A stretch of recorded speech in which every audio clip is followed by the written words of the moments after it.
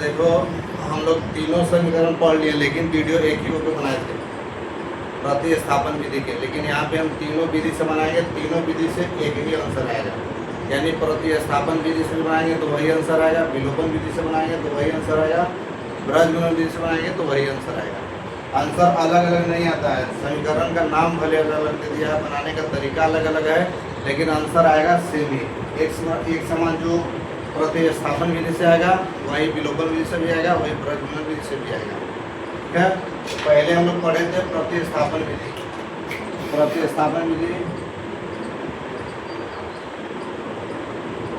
और दूसरा था विलोपन, तीसरा है ब्रजगुणन।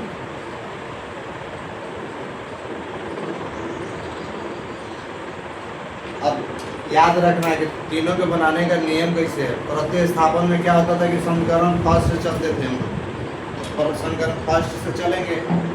यहाँ पे पहले समीकरण लिख देते हैं 3x माइनस वाई बराबर 3, 4x माइनस वाई बराबर 8। समीकरण फर्स्ट है, समीकरण सेकेंड है। अब समीकरण फर्स्ट से चलेंगे तो इसमें हम क्या करते हैं, 3x माइनस वाई बराबर 3 यहाँ पे लिख देते हैं समीकरण फर्स्ट से, समीकरण फर्स्ट से। अब यहाँ पे हम लोग क्या करते थे कि y के मान निकालते थे। y के मान निकालने के लिए पहले हम देखते थे y के मान माइनस में कि प्लस में है।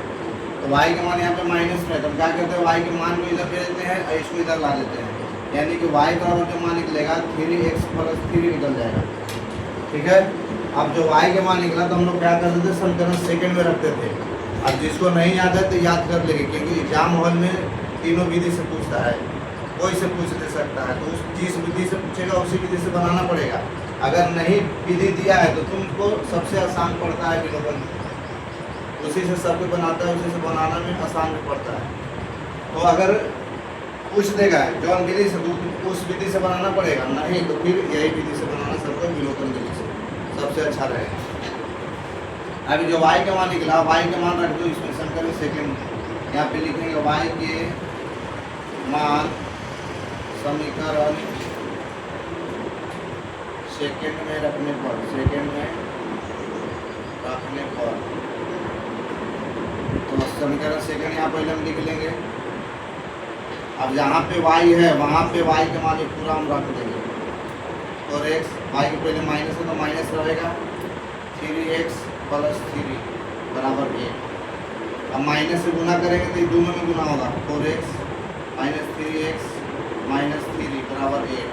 अब देखो x वाला एक तरफ ले देते हैं, जिस तरह में x नहीं है उसको उधर भेज देते हैं। देखो माइनस हो जाएगा तो प्लस में हो जाएगा x बराबर 8 प्लस 3, यानी x मान कितना गया 11।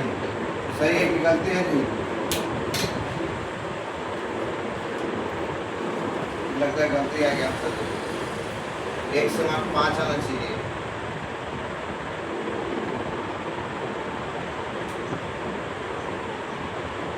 गलती हो गया है।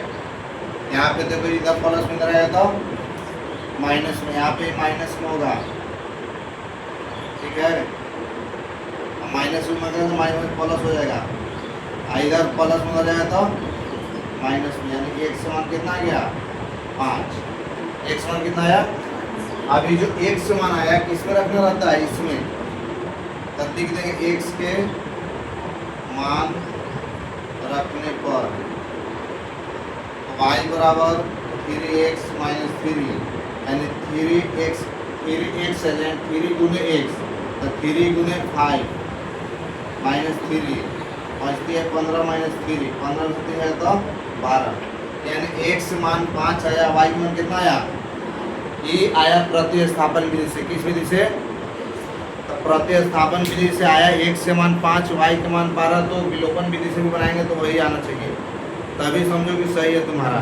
इन्हें क्या अलग आएगा, सबसे सेम आएगा आंसर, बस सूत्र भी बराबर होना चाहिए।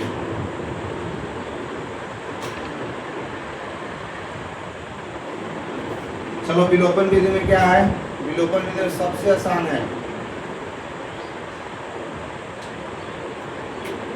3x माइनस वाई बराबर 3 समीकरण फर्स्ट, 4x माइनस वाई बराबर 8 समीकरण सेकेंड। इसमें क्या करते हैं कि बराबर करते हैं। तो इसमें देख रहे हैं कि y बराबर है ऑलरेडी, बस साइन सेम है। कहने का मतलब कि y के पहले यहाँ भी माइनस लगा, y के पहले यहाँ भी माइनस लगा है। अगर एगो में माइनस एगो में प्लस रहता तो सीधे लिख देते समीकरण फर्स्ट तथा सेकंड को जोड़ने पर। अगर नहीं है तो लिखने पड़ेगा समीकरण फर्स्ट तथा सेकंड को घटाने पर। कब? जब बराबर है तब। अगर बराबर नहीं होता तो बराबर करने पड़ता। जैसे यहाँ देखो 3x है या 4x है, अगर हम x को मान को बराबर करते तो यहाँ 4 है या 3 है तो क्या करते, 4 से इसमें गुना कर देते और 3 से इसमें गुना कर देते। यहाँ जाता चढ़ती है 12 और यहाँ जाता चढ़ती है 12, दोनों जगह बराबर रहता जब एक से मान बराबर करते तब। लेकिन एक आगे भी प्लस है, एक आगे भी प्लस है तो समीकरण को लिखने पड़ेगा घटाने पर। अगर एक आगे माइनस होता है, एक आगे प्लस होता तो लिखने पड़ता समीकरण को जोड़ने पर। ठीक है, ये चीज़ को ध्यान रखना है। हम यहाँ पे क्या हम बराबर कर जाए, यहाँ y है, यहाँ y है, ये है, तब इसी पर चल देते हैं। y के मान को लेकर लिख देते हैं समीकरण फर्स्ट तथा समीकरण सेकेंड को घटाने पर। तो लिखेंगे समीकरण 3x माइनस वाई बराबर 3, 4x माइनस वाई बराबर 1। जब समीकरण को घटाने पर लिख देते नीचे वाला का साइन चेंज होता है। एक आगे प्लस है तो माइनस हो जाएगा, अगर माइनस है तो प्लस हो जाएगा, अगर प्लस है तो माइनस हो जाएगा। यानी अभी माइनस में होगा, एक प्लस में होगा, दोनों सेम है तो कट जाएगा। आई 4 है 3 है, घटाएंगे तो माइनस x बचेगा। 8 है 3 है, घटाएंगे तो माइनस 5 बचेगा। माइनस से माइनस का पर x बराबर आ गया 5 आंसर। यहाँ भी 5 है, यहाँ भी 5 आया। अभी जो एक से मान आया तुमको जो मन करे वो समीकरण रख सकते हैं, फर्स्ट में भी सेकंड में भी, जहाँ तुमको मन करे। तो अक्सर तो लोग समीकरण फर्स्ट में रखता है, तो हम भी रखेंगे समीकरण फर्स्ट में x के मान रखने पर, x के मान रखने पर। तो समीकरण फर्स्ट में रखेंगे तो हो जाएगा 3x माइनस वाई बराबर 3, यानी 3 गुने 5 माइनस वाई बराबर 3, यानी बचती आई बराबर 3, यानी प्लस हो जाएगा तो माइनस में, यानी माइनस वाई बराबर माइनस 12, माइनस माइनस खत्म, वाई बराबर कितना गया 12। देखो तो यहाँ भी वाई का मान 12 आया था, यहाँ भी 12 आया, अलग नहीं आएगा। ठीक, अब तुम लोग को बताना है ब्रज गुणन का सूत्र। ठीक, कैसे होता है सूत्र बताना, हम लिखा देंगे सब। अब ब्रज गुणन में क्या है, पहले समीकरण को लिखेंगे 3x माइनस वाई बराबर 3, 4x माइनस वाई बराबर 1। पहले हम लोग यहाँ से a1 b1 c1 a2 b2 c2 निकाल लेते हैं ना। तो a1 निकालते हैं समीकरण फर्स्ट में और समीकरण सेकेंड में। समीकरण फर्स्ट से a1 b1 c1 का मान निकलता है और समीकरण सेकेंड से a2 b2 और c2 का मान निकलता है।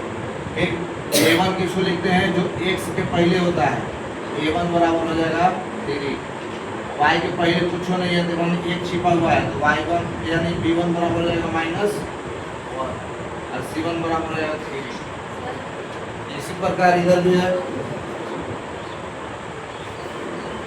चलो इसी प्रकार एक का पहले समीकरण सेकंड में तो हो जाएगा a2 बराबर 4 और b2 बराबर एक आगे माइनस है, एक छिपा हुआ है तो -1 रहेगा और c2 बराबर रहेगा 1। अब तुम लोग को समीकरण बताना है, सूत्र बताना है। सूत्र होता है x बटा में y बटा में और -1। -1 तब होता है जब बराबर के इधर कोई संख्या दिया हो, बराबर के इधर रहता तो वहाँ पे माइनस सूत्र नहीं लगाते। चलो बताइए उसका सूत्र कुछ होता है b1 c2 आया b2 c1। ठीक है, यहाँ कुछ होता है c1 a2 आया हो जाएगा a1 c2, यहाँ b1 a2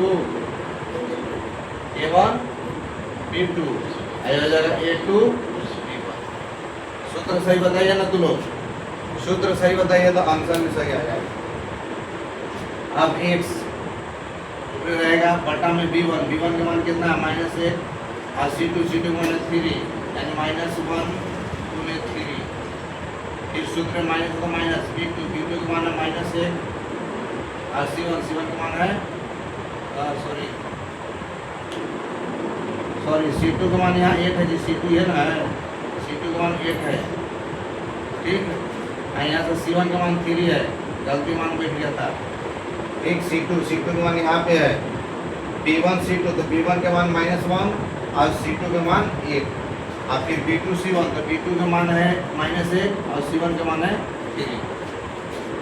फिर Y C1 A2, C1 के मान है 3 और A2 के मान है 4, 3 गुणे minus A1 C2, A1 C2, A1 C2, यानी ये हो जाएगा 3 और ये हो जाएगा 8, minus A1 B2, A1 B2, A1 के मान 3 और B2 के मान -1, सूत्र माइनस A2 B1, A2 के मान 4 और B1 के मान -1, ठीक है।